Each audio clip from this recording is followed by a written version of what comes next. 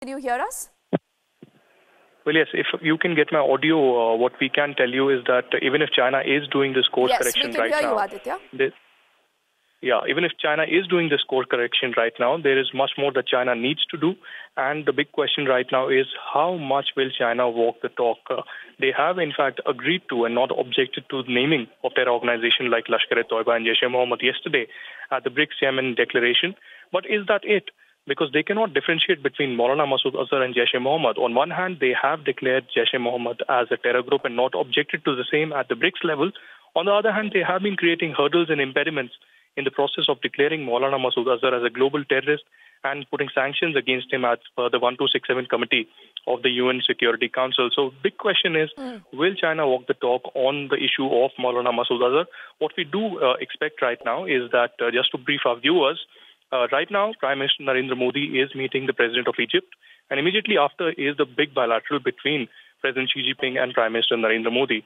What we do know is that Doklam has been put into, cold storage. It is a dead issue both for India and China. That's what we are learning from top diplomats. Doklam will not be raised.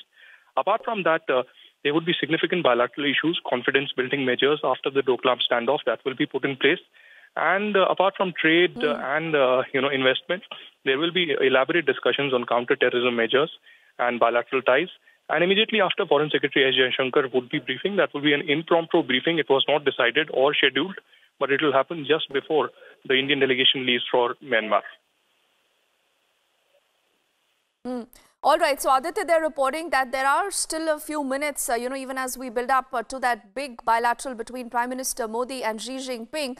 But, Aditya, why is this going to be so different? Because many say that this is qualitatively different. Also because this is the Indian Prime Minister actually coming as equal now to the Chinese Premier. The reason why, we've seen that very strongly worded declaration going out, which is naming and shaming Pakistan right from the Chinese soil, Aditya. Important point that you make, Dipti, because last time around when I was covering the BRICS in Goa, India had insisted that terror groups should be named and shamed. India had put a lot of pressure on China, but on Indian soil, it wasn't possible. So it was quite startling to note that India wasn't able to convince the BRICS nations sitting in Goa, India, that terror groups like Lashkar-e-Toiba and Jaish-e-Mohammed should be listed, even though Prime Minister at that time had called Pakistan as the mothership of terror. But now sitting in China a year down the line, finally India has convinced not just China, but all other nations, including Russia, who again is a close ally of Pakistan, that terror groups need to be shamed. And perhaps this is a comprehensive, cohesive voice going out across the globe as one of the important multilateral forums that terrorism cannot be tolerated, terrorism cannot be justified, and there can be no differentiation between good and bad terror. But perhaps this is just a small beginning. The question really is, how long will China walk the talk? There's much more that China needs to do to counter terrorism. There cannot be some kind of double standards on approach towards terrorism. On one hand, they ally with Pakistan and defend Pakistan on the issue of Maulana Masood Azhar.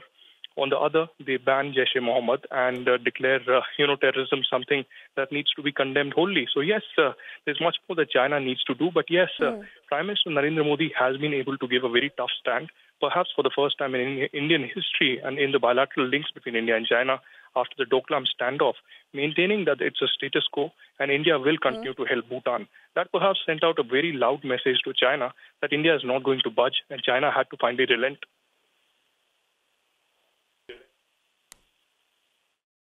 All right, so we are standing by for that crucial Prime Minister Modi and Xi's bilateral that, remember, should get underway in just a few moments from now.